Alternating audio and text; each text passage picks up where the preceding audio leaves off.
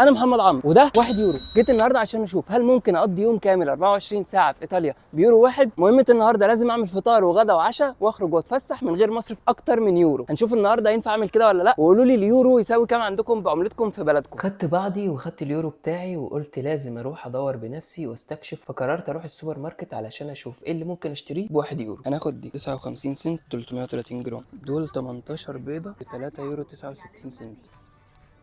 دي المكرونة الكيلو عامل 95 سنت.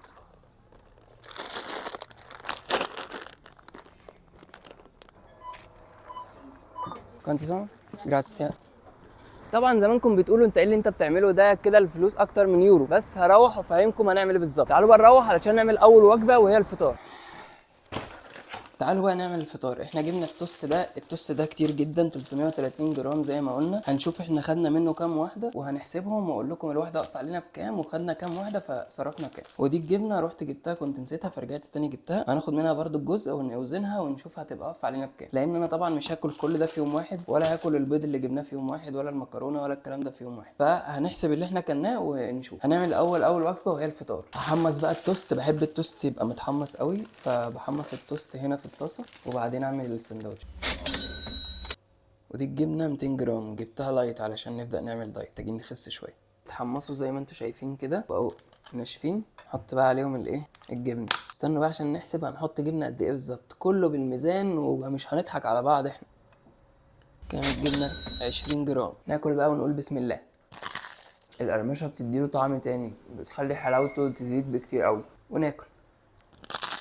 فطرت الحمد لله، اصلي الظهر وبعدين نخرج بقى. صباح الخير. انا محرج منكم قوي يا جماعه. قلت هشحن الموبايل وقلت همدد بس كده على السرير جنبه لحد ما يشحن 10 دقايق بتاع حاجه بسيطه، قال ربع ساعه عدى 3 ساعات. الساعه دلوقتي 4 ونص تقريبا 5. بس اليوم لسه ما خلصش الحمد لله. وهنروح دلوقتي مكان مفيش ناس كتير تعرفه في روما، هوريه لكم. المكان ده لازم اي حد يجي في روما لازم يروح. المكان حلو قوي ومفيش سياح فيه كتير يعرفوه، فهتروحوا هناك الدنيا هتبقى حلوه. كل اللي بيروحوا هناك تقريبا طليان، والمنظر من هناك بقى وقت الغروب يعني ان شاء الله نروح هناك على الغروب فهيبقى حلو قوي. الحمد لله صليت العصر، هنخرج دلوقتي نروح عشان نلحقوا في الغروب، فيلا بينا. احلى حاجه هنا في روما ان المايه ببلاش والمواصلات كمان ببلاش لحد ما تتمسك. Scusa, direzione Ottaviano. Ottaviano. Sì, San Pietro. No, dall'altra. Dall'altra? Andare qua. Sì, sì. Dall'altro venario? Vabbè, grazie. ركبت القطر والحمد لله لحد دلوقتي ما اتمسكتش، فاضل محطة واحدة ربنا يعديها على خير. المشكلة هنا ان انت لو اتمسكت هتدفع 50 يورو غرامة، فخلي بالك. الحمد لله تمت المهمة بنجاح وما اتمسكناش. احنا دلوقتي نزلنا في المحطة، هنخرج نتمشى شوية ونروح المكان اللي احنا رايحينه. عارفين ايه احلى حاجة هنا؟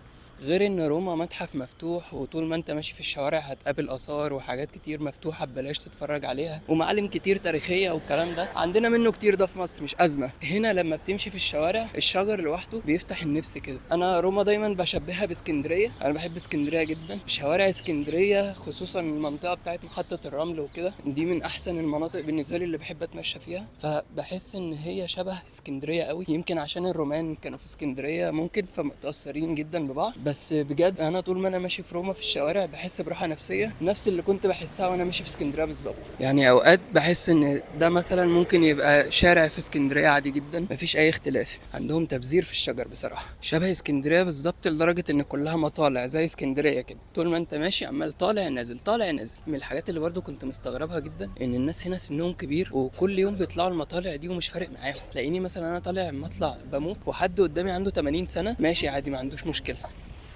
المنطقة دي نظيفة قوي في روما، شكلها حلو قوي، اسمها كواترو فينتي، جميلة قوي. انا طبعا كنت ماشي في نص الشارع عشان اصور لكم الطريق وده ما ينفعش، بس صباح الفل يعني بضحي بنفسي عشان المحتوى. اعملوا لايك وسبسكرايب بقى. بصوا العربية التمنية دي شكلها جامد قوي، صاحبها بتاع محل ورد عاملها جامدة قوي، شكله حلو قوي. التمنيات عندهم غير برضو يا اخي، لسه محافظين على الكباين اللي كانت عندنا بتاعت التليفونات. الجيل القديم بقى هو اللي هيعرفها، مش كل الناس هتعرفها دلوقتي. الجيل القديم اللي زي حالتنا بس كروت مناتيل والكلام ده محافظين عليها كلها وما شالوهاش. بحب قوي ان هم بيحافظوا على التراث بتاع المكان ومش بيشيلوا الحاجات القديمه منه. الحاجات دي بتدي طابع للمدينه وبتدي لها روح كده، بس فيها مشكله واحده بقى، الحاجات دي بتحسسك انك كبرت قوي. بحب انا اشرب ميه ببلاش قوي. بصوا بقى الطليان عندهم حركه جامده قوي، بصوا بس ولاد الذين بيعرفوا يعملوها، انا بغرق زي ما انتم شايفين كده. تعالوا اوريكم بقى واحده من اجمل النافورات اللي موجوده في روما، وناس كتير قوي ما تعرفهاش وتستاهل الزياره يعني. بعدين بقى ايه، نبص على الفيو بتاعها. بصوا الفيو بتاعها بقى وهمي، شايفه روما كلها تقريبا. دي السفاره الاسبانيه، مكانها جامد قوي بصراحه السفاره الاسبانيه، بس شكلها جامد بصراحه.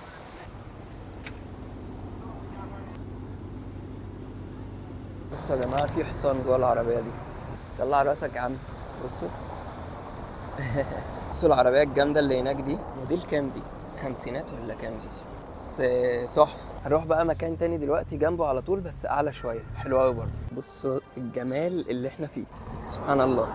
بصوا بقى هنا حاطين القاده بتوعهم. التمثال ده بقى بتاع واحد اسمه جوزيب جاريبالدي، من اشهر ابطال ايطاليا، وايام الحرب بتاعه توحيد ايطاليا كان عالمي يعني، حد مشهور جدا في التاريخ بتاعهم، وعاملين له بقى التمثال الضخم ده. وهنا بقى حصلت الحرب، الحته دي اسمها جانيكولو هيل او تبت او تل جانيكولو، يعني حصل فيها حروب وكده كتير ايام الحرب بتاعه توحيد ايطاليا وكده، فالساحه دي مهمه جدا بالنسبه لهم. تعالوا نبص على الفيو. بصوا ده بقى التمثال، وتيجوا كده تلاقوا بقى ايه اشهر معالم روما. هناك كده البانتيون فيتوريانو حسب ما بيتكلموا عليه او بيقولوا اسمه. قدام كده الكولوسيو، بس هو مستخبي ورا شويه. هو كاشف روما كلها من هنا زي ما انتم شايفين بقى، كبير جدا وشجر كتير. بيجي هنا بقى الرومان بالليل اما السياح يمشوا يقعدوا بقى هم في هدوء يسهروا ويبصوا على الفيو ده. بيبقى الفيو حلو قوي والمطل جميل، وبتبقى مكان حلو قوي للسهر يعني. الراجل ده بيحضر حاجته وبيظبط مزاجه وشكله هيعزف، فنستناه بقى نشوف هيعزف ايه. جامد قوي ناروتو اللي هو حاطه في جيبه ده.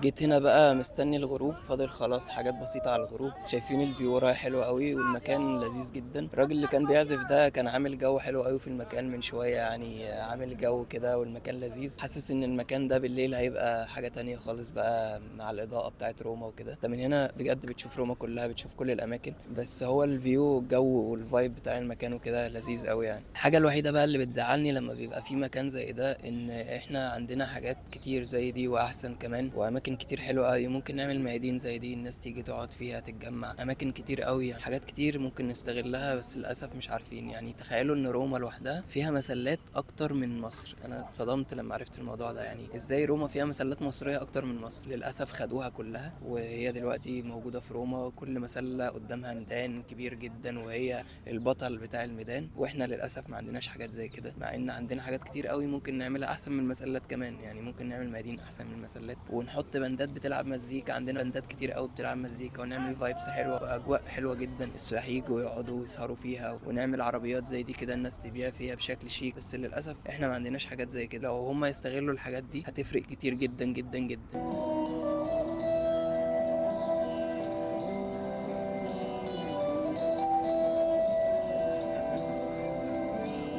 جماعة الغروب في روما من أحلى الغروب اللي شفته في حياتي. دايما بيبقى الألوان كلها متداخلة مع بعضها، ألوان كتير قوي. شكل الفيو ورايا حلو جدا. بصوا يعني الغروب هنا حاجة خرافية. دايما ألوان كده كتير داخلة مع بعضها، السما بيبقى شكلها حلو جدا. مش عارف ليه يعني، مش عارف اشمعنى هنا. انا ما شفتش غروبات في اي مكان تاني غير روما ومصر، بس هنا الموضوع حلو قوي يعني. بصوا بقى دي الوان السما اللي بحكي لكم عليها، سبحان الله. بصوا الجمال.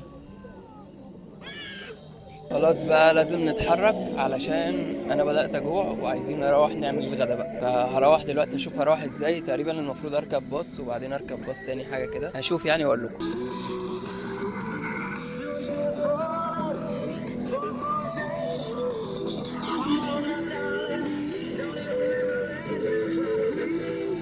شايفين العربية الفيات الصغيرة دي؟ بيستخدموها هنا في السياحة، بتبقى حالتها سليمة جدا ومظبطينها، بيخلوها شكلها حلو قوي. وبياخدوا الناس بقى لفة كده، بيبقى شكلها جامد في السياحة بصراحة. في الفيديوهات شكلها سليمة ازاي، صارفين عليها كتير بصراحة. بصوا حاطين لها بقى شنطة ورا وبتاع، شكلها جميل. هنركب باص بقى من المحطة دي ونروح بعد كده نركب باص تاني لحد البيت ان شاء الله. جماعة اكتشفت مكان تاني جنب محطة الباص، الفيو اوسع واحلى واهدى، مفيش ناس كتير يعني، الناس قليلة خالص اللي موجودين هناك. بصوا مش زي الناحية التانية قصاد محطة الباص على طول. بصوا محطة الباص قدام كده، وهو هنا. المره الجايه بقى ان شاء الله نبقى نيجي نشوفه، علشان الباص خلاص جاي على طول المفروض. ركبت الباص صغير قوي يعني حوالي 20 كرسي بس، شكله مضحك قوي من بره، هبقى اوريه لكم لما انزل. هو ده الباص اللي كنت راكبه، صغنن قوي، شوفوا عامل ازاي، عسل قوي، فاضي مفيش حد. جماعه كنت في الباص لوحدي، سواق الباص لقاني همشي كتير، لو نزلت في المحطه نزلني بدري قبل المحطه، ودي حاجه ما بتحصلش خالص خالص. جامدين الطليان برضه. بصوا اللي هناك دي قلعه مشهوره قوي هنا اسمها كاستيل سانتانجلو، من اشهر الاماكن هنا في روما. شكلها بيبقى جميل قوي بالليل بالذات علشان الانوار اللي عليها وكده. هروح الفاتيكان علشان خلاص فاضل على العشاء اقل من ساعه، ولازم اصلي سبحان الله يعني فور ذا ايرني. هروح اصلي في الفاتيكان لان في مسجدين هناك، فهروح اصلي هناك. بصوا من هنا شكلها احلى بكتير، شكلها حلو قوي مع النهر ده، اسمه نهر التايبر، لف في روما كلها. ودي بقى الكاستيل سانتانجلو، جنبها على طول الفاتيكان. بصوا بقى قبة الفاتيكان بدأت تظهر اهي. بصوا بقى بالليل كمان شكلها بيبقى تحفة عشان الإضاءة، وبتبقى أهدى وأحسن كتير. هبقى أجي معاكم يوم وأوريها لكم إن شاء الله، لأن هي تستاهل فعلا إن احنا نجيلها، لأن هي من جوه حوار. بس الأول نروح نلحق صلاتنا وبعدين بقى نشوف الكنيسة بعدين. لاحظت ان في خيم هنا، مش عارف الخيم دي بتاعت ناس هوملس مثلا ولا دول قاعدين بيعملوا ايه، بس غريب يعني ان في هوملس عند الفاتيكان. عايز اقول لكم معلش على الصوره، انا عارف ان هي ضلمه شويه، بس للاسف ما معيش بقى كشافات وكده، والنور هنا ضعيف شويه، فمعلش يعني بعتذر وكده. خايف امشي المشوار ده كله في الاخر الاقي المسجد مقفول، لان هم بيقفلوا المساجد برضو للاسف. بس ان شاء الله يعني ربنا يسهل والاقيه فاتح. الحمد لله يا جماعه جينا ولقينا المسجد فاتح. هدخل اصلي بقى.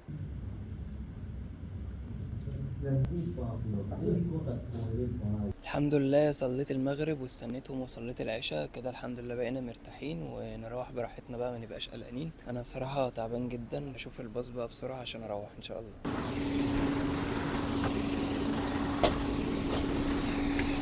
الحمد لله الباص اتأخر شوية بس وصل يعني أخيرا. هروح دلوقتي بقى على البيت. طيب خلاص الحمد لله وصلت البيت، نعمل بقى الغدا. زي ما انتوا شايفين كيس المكرونة ده كيلو، احنا هناخد منه 100 جرام بس.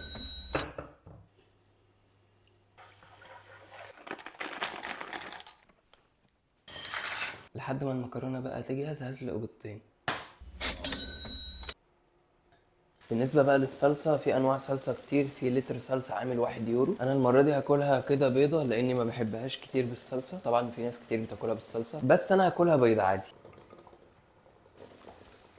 هنا في ايطاليا بياكلوا بالترتيب، يعني مثلا ما يعرفوش ياكلوا المكرونه والبروتين مع بعض في نفس الوقت، فبياكلوا الاول المكرونه وبعدين ياكلوا البروتين. حاجه غريبه جدا، ما بيعرفوش يغمسوا زينا بقى وياخدوا حته من هنا وحته من هنا والكلام ده. حياتهم صعبه والله، مش عارف ليه كده. كده بقى الغدا بتاعنا يبقى جاهز، المكرونه والبيض مصدر بروتين حلو جدا ومصدر كربوهيدرات تحفه. وبكده اكون خلصت الغدا الحمد لله. هروح اذاكر شويه بقى وبعدين نتعشى ونقفل اليوم. بالنسبه بقى للعشاء ممكن تاكل عيش وجبنه زي ما اكلنا الصبح، او ممكن تاكل تفاحية او اي نوع فاكهة. انا هاكل تفاحية. كده باكلنا للعشاء نكون خلاص وصلنا لاخر اليوم، قضينا يوم كامل ب1 يورو. الفيديو ده غرضه ان انا كنت عايز اقول ان انت ممكن تعيش باي حاجة، ممكن تعيش بيورو، ممكن تعيش ب20 يورو في اليوم. انا ما قصرتش في الاكل خالص، بالنسبة لي ده اكلي تقريبا اليومي، فما فيش فرق كبير بين الاكل اللي انا باكله. ممكن طبعا بيبقى غير البيض بيبقى فيه فراخ ولحمة وكده، بس برضو ايام باكل بيض ومكرونة عادي، وممكن اكل جبنة زي ما اكلت الصبح. انا اصلا باكل كده كل يوم زي ما قلت. انا ما حسيتش بفرق كبير في اليوم، وهو يورو واتفسحنا وخرجنا ولفينا ورحنا اماكن كتير الحمد لله، ما اتمسكناش في الباص. الفيديو ده علمني حاجات كتير قوي، منها الرضا، ان انت لازم ترضى باي حاجه، لازم تبقى عارف ان في ناس ما معهاش غير اليورو ده فعلا ان هي تشتري بيه وان هي تاكل بيه وكده. وقولوا لي في الكومنتات 1 يورو يساوي كام بعمله بلدكم، وهل ممكن تقضوا يوم كامل ب1 يورو زي ما انا عملت، تفطروا غدا وعشاء، ولا مش هتقدروا؟ يا رب الفيديو يكون عجبكم، ولو عجبتكم الفكره اعملوا لايك وسبسكرايب، وقولوا لي في الكومنتات افكار تانية لو عايزين تعرفوا حاجات معينه عن ايطاليا وعن روما مثلا اوريها لكم. تستنوا الفيديوهات الجايه واشوفكم فيديو جاي، والسلام عليكم.